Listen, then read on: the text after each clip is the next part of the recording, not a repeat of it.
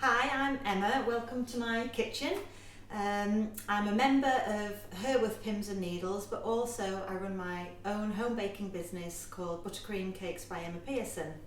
I've written a couple of little booklets. Some of you might have them, but if you want to pop along to my page, you'll see some details there. Today, we're going to make a plain sponge cake, but I'll show you some adaptations to change that for other flavours as well. Okay? Welcome to baking.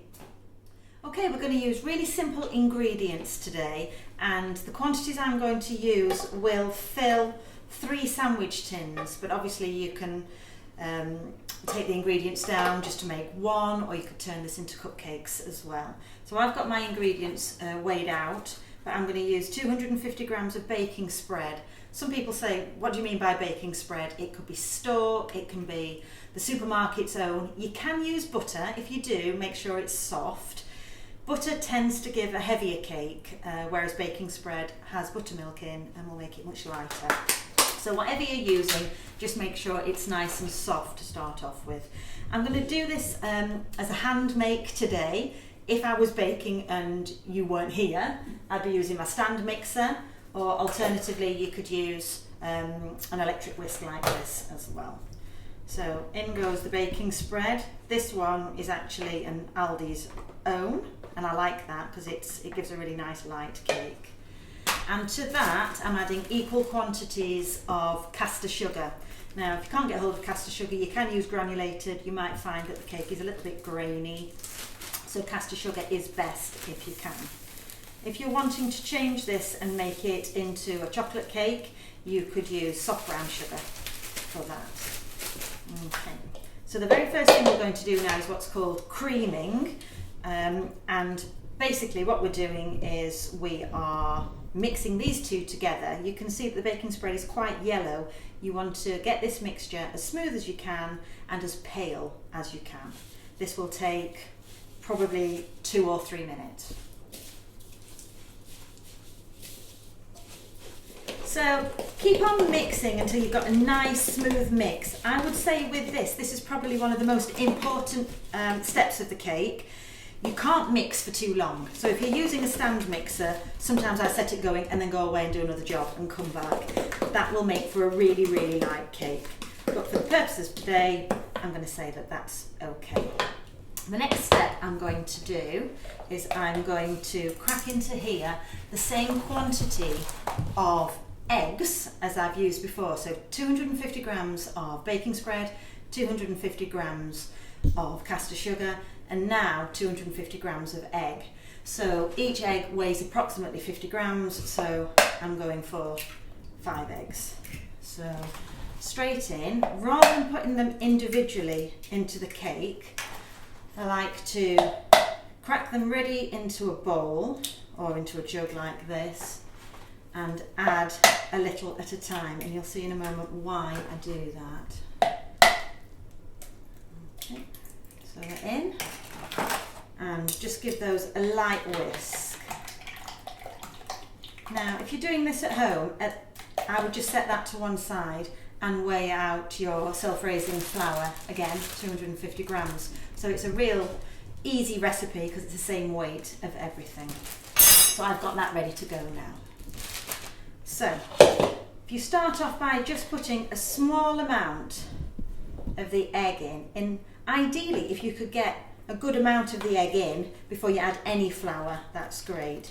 You might find when you start to mix that they go into these little lumps like that, and some people panic because they think, oh, it's curdled, it's not right. It's absolutely fine. Your cake will be perfect still. You can see those little lumps just like that, but it's perfect. Nice and yellow. You see how gentle I'm being now, whereas before didn't matter how long you mixed for. Now you just need to be a little bit more careful. Just going to add a little more, mixing really gently. Now you can definitely see those lumps coming now. So what I'm going to do is just add a small amount of my flour. That's why it's good to have it weighed out already. And that will just bring it back and stop it from curdling completely. It's always recoverable, so don't panic at this stage. And you want to carry on like that until you've added all of your egg and then all of your flour. Now, my absolute idol is Mary Berry, and she has a recipe that she just calls her all-in-one. She sticks all of the egg in together and all of the flour. And it's okay. It comes out as quite a nice, quick cake, but maybe not quite as light as this one. Sorry, Mary. So I'm going to go for probably half of that now. In again, and keep on going until you've used up all of your egg and all of your flour. Using kind of like a cutting motion, bit of a figure of 8, something like that, but trying to be as gentle as you can. Now the reason for that is the flour you are adding, the more you work it, the gluten in it develops, and the more you work gluten, the more elastic it becomes. So if you've ever baked a cake before and it's come out either really chewy or perhaps hard, it can do both of those things. That's because at this stage you've overworked it. You've maybe put the flour in on your stand mixer and gone away and come back and thought, oh, it looks absolutely fine. And then when you've baked your cake, it's not risen very well, or it's been a bit hard, and that is the exact reason why. So we just need to be a little bit more gentle now. When I've run my baking classes before, sometimes for children, sometimes for adults, I say now, treat it like a newborn baby. Be really careful now. Okay. Now I've used self-raising flour, so theory says that you don't need to use any baking powder. Baking powder is if you are using plain flour. And actually, if you can only get hold of plain flour at the moment, you can make this cake with plain flour. Just put a couple of teaspoons of baking powder in. Now, if you're new to baking, you might find that you'd like to put a teaspoon of baking powder in anyway at this stage. So I'll put it in now so you can see that it's not going to make an awful lot of difference. Might give it a little bit of a rise. Don't put any more than a teaspoon in for this, because otherwise your cake will rise up really high in the oven and then sink dramatically in the middle. So I'm just going to put a teaspoon of baking powder in. Good old Aldi. And at the same time, a little glug of vanilla essence. I wouldn't use, vanilla extract. I wouldn't use vanilla essence, just gives a bit of a synthetic taste. And final little mix. And we are ready to put it into our tins. Right, so the tins I'm going to use now are just plain old-fashioned sandwich tins. These ones I got from Boys, but I'm sure you've got some of them in your cupboard somewhere at home. You could use the deeper ones that you might use for a Christmas cake. If you do, we're going to bake it lower and slower in that case. I've already got my oven set to around 160 degrees C. Depends on how hot your oven runs. Mine I know is slightly hotter than it should be.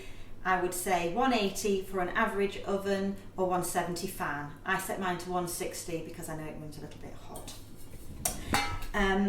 I actually have reusable bases that I put into my tins, but I know most people won't have those. So if you've got baking paper, just cut yourself some squares into 4s, and then just give it a bit like when you were making snowflakes when you were at school, and then you'll have some circles like this. So this is the baking spread that I've just used in the cake, and I always have little bits left over, so I save these, and this is now perfect for just giving a quick grease around my tins. They are non-stick, but I still find just a little whisk around with these helps things along a little. Don't put too much on. Don't think, oh, I'll put loads on and that's really going to help my cake come out. All that will happen is the edge of your cake will fry, and then you'll end up with crispy edges. So just a little around the edge, like that, maybe into the groove at the bottom, and then line your tins. You don't need to line the sides, literally just the bottoms like this. 1, 2, and 3. Okay. If you wanted to now, you're going to split this evenly between all three, and this cake will take 15 to 20 minutes to bake like this. You might find that you've got a little bit of mixture that you want to leave left over. You could make some cupcakes. This will probably make about 24 cupcakes, if not more. So you could do that and then put them in the freezer for later on. So in we go. Good old dollop in each one. I'll show you how to fill one, and then we'll get these in the oven. So each one will probably have, you can do this, you can weigh these out for yourself and just see, but about like this. Now, spread out carefully. Don't put it right to the edge, because it's going to naturally expand when it's in the oven and will cling to the edge anyway. So just like so, in a sweeping action around, which I know looks really easy. It's actually probably one of the trickiest parts to do, and I know some people say, oh, I can't do that. It doesn't really matter. Your cake is going to taste great anyway. In my first baking booklet, that is what the little introduction says. It doesn't matter what it looks like, it was baked with love. So once you've got that, you can either give it a good old tap underneath or simply drop it onto the top like that. Now the reason for that is if there are any big air pockets in there, it gets rid of those and just evens things out, so you'll get a more even bake. And then go on, do the same thing for each of the other two tins. So today I'm going to bake these in my fan oven. My Aga is actually on, and if anyone has an Aga, your bottom oven is generally your baking oven. Mine's actually set at about 190, which is for the middle shelf, which is a little bit hot for sponge cakes. I can bake them on the oven, but I haven't got room for 3, so I'm going to put them in my fan oven today. And like I said before, this runs a little bit hot, so I've got it set at around 160. And I'm getting 2 on my middle shelf, 1 in the centre of my bottom shelf. I'm going to put those in for 15 minutes to start off with, have a little check, then probably need another 5 minutes after that. But don't have a look before 15 minutes or you're going to get a soggy bottom. Okay, so the oven has just told me that the cakes are ready, so I'm just going to have a quick look. Nice and golden, springy to the touch, and they've just slightly come away from the edge of the tin. All tells me that the cakes are ready to come out. You can actually listen to them. Some people say they can hear the cake. Mine's not talking, but it's fine.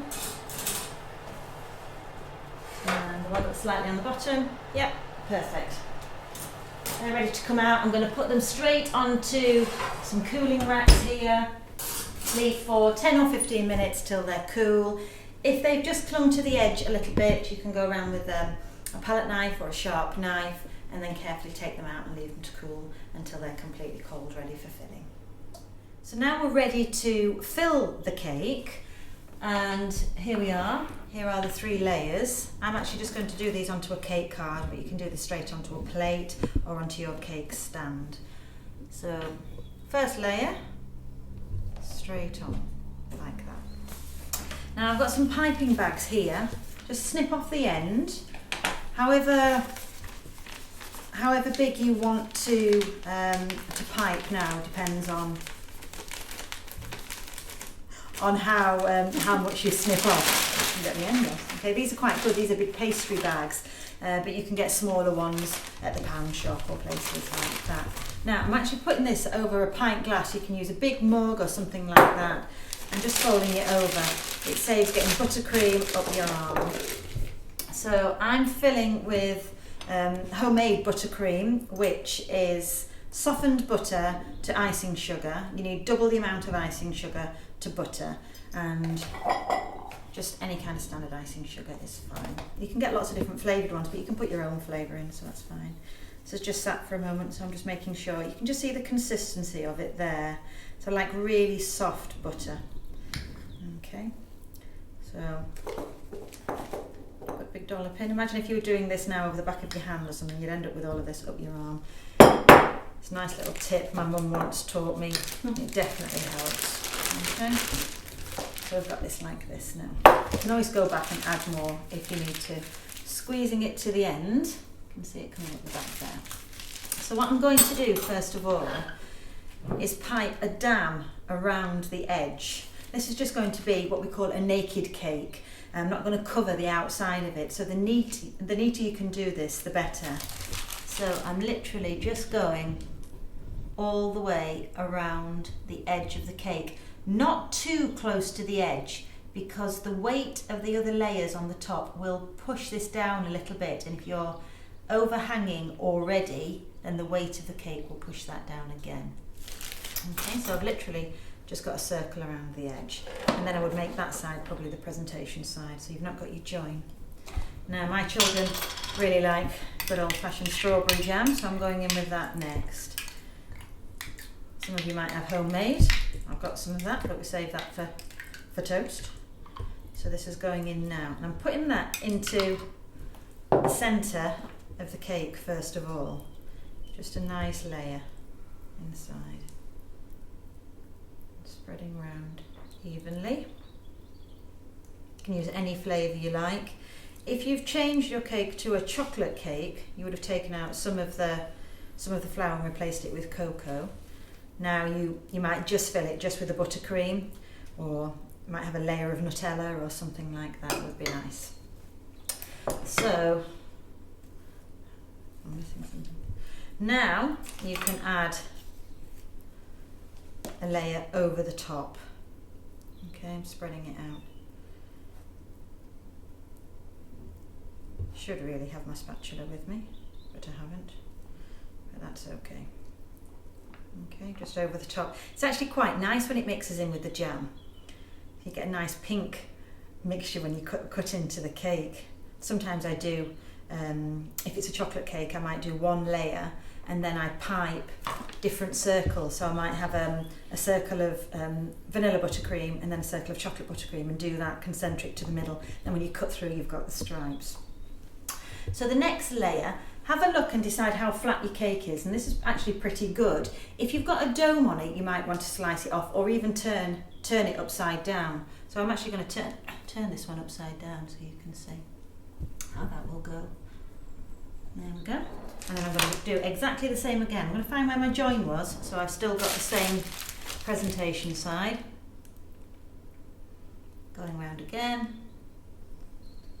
If you're directly above the cake like this as well, it's much easier than if you were sat down or if you're doing it at an angle. And repeat the process that you just did with the jam and then the buttercream over the top. The jam around the outside stops that jam bleeding out and dripping down the side of your cake, which can happen sometimes, especially with homemade ones or with like the really posh jams that tend to be a little bit looser as well. Okay, and a little bit more.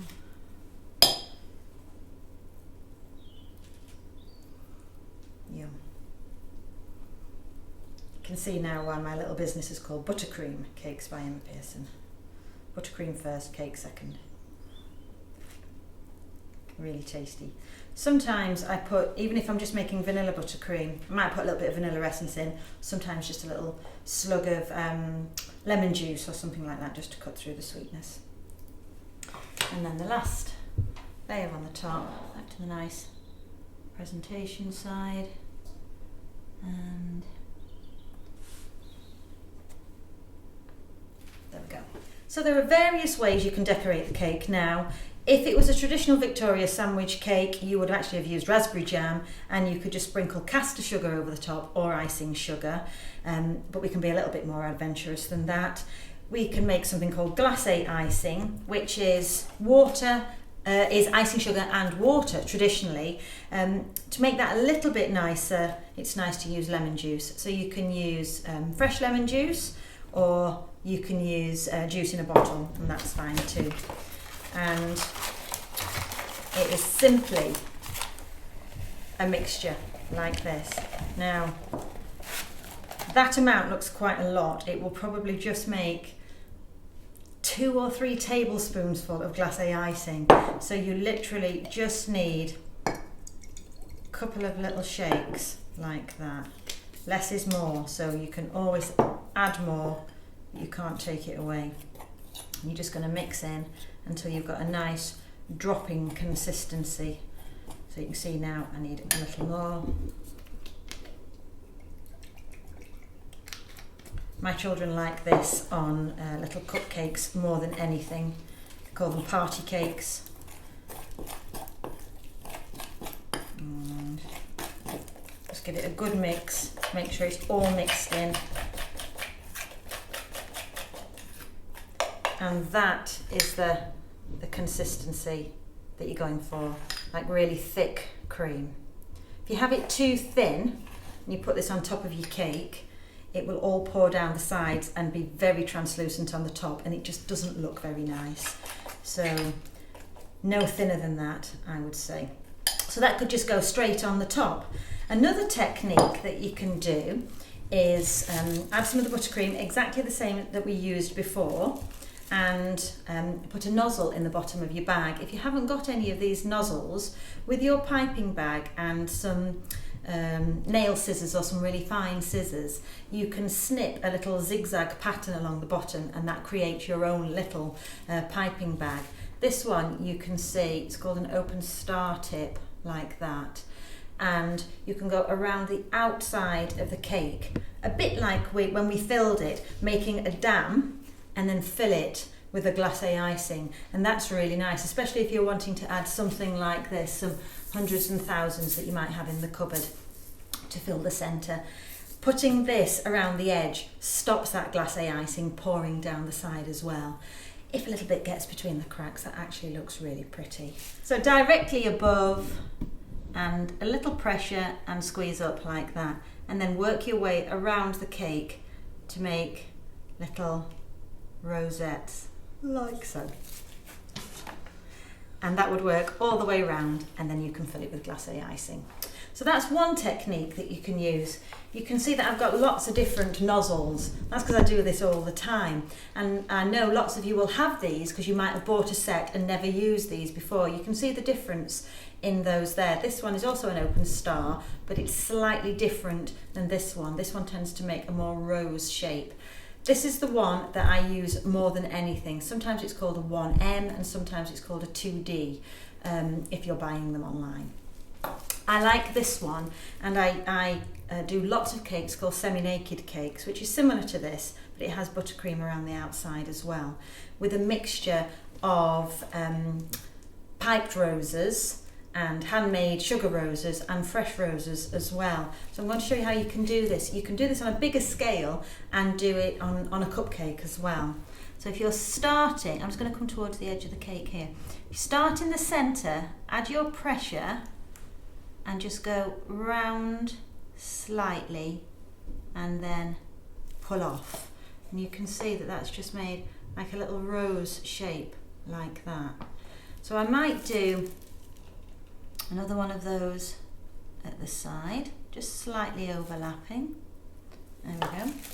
And then go to my other piping bag, just exactly the same. I'm starting in the centre and I'm going round, but you can see the difference that rose is slightly different. This one, a bit more like a Mr. Whippy kind of style. So you could do these and tumble them down the side of the cake if you like, or you could just work them all the way around, just the same as you did the other one as well. There we go, just pull that in. Go back to the pink one maybe now, and over the top as well. So you can build up, you can actually fill the whole of the top of your cake like this. Make a really pretty bouquet pattern. Keep on going. Just be as creative as you like. Now, some of you have been to some of my baking classes, or when we've had classes at Pins and Needles, and these are the kind of flowers that or decorations that I might make on those classes. You can see I've got some little sugar leaves that I've made there. Lots of different kinds of sugar flowers, and if you like I can show you at some time how to make those. All of those are made with cutters, and I'm sure some of you have got some little cutters where you can make things like that. I'm actually going to show you now how to make some of these, which I call a little rolled rose or little rose bud, and they look really pretty placed in amongst these rosettes that you've put on the top of the cake. They're really simple to do, and just use some of this ready rolled icing. I think this is about 75p from Home Bargains. If I was doing this for a wedding cake and someone wanted to keep these, you can use something called Petal Paste, but this for your family and eating at home is probably the nicest one because it tastes really nice. So I've got some that is open here, and you just need a small amount. So it's kind of like when you were little and playing with plasticine. Need about that much, like a large pea or a small marble, and just make sure it's nice and malleable and smooth in your hand first of all. It's quite warm in my kitchen today, so this is going to work quite easily. First thing you want to do is roll it into a sausage like that. Now that is about 3 centimetres long, something like that. And then I'm using my finger and thumb and just squeezing along the length of one edge like that. So it's flattening that out, and that's going to make the petals, the top of the petals. So it's slightly fatter at the bottom and thinner at the top.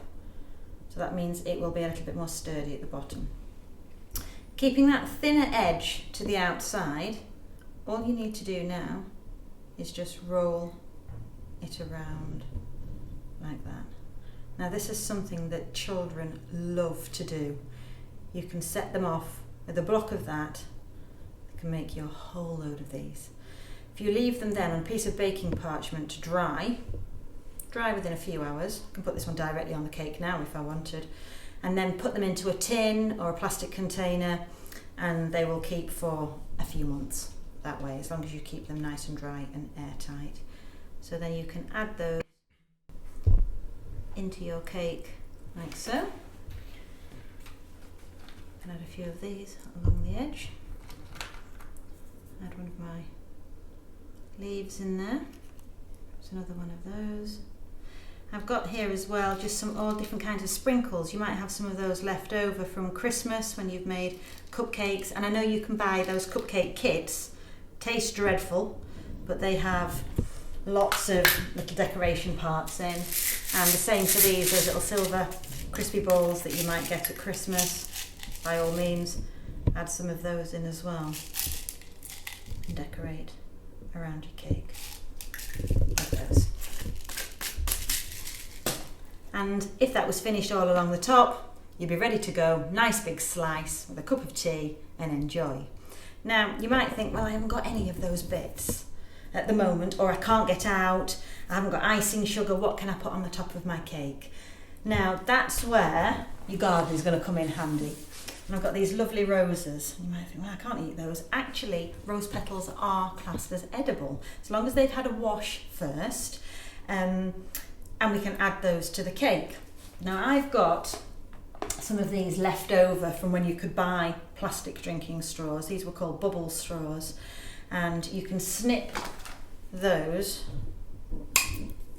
like so, and then snip the tip off your rose like so, and pop that into there. So that has now made it completely food safe, because of course you can eat the petals but you wouldn't want to eat the stalk. It's not poisonous, you just don't want to eat it. So now I can add that to my cake by pushing it in like so. If you don't have any of those straws, because you might have got rid of them now because you can't buy them, you can do exactly the same thing with cling film. So you might have some of this around, so just get yourself a little bit off, or even food safe foil, you might have that as well. And then again, snip your hair off, and then just wrap that around the stalk. Make sure it's completely covered. Be a real good twist. There we go, and insert that into your cake. And I think that wood grey looks really pretty. Hope you've enjoyed that. and find that easy and tasty to make.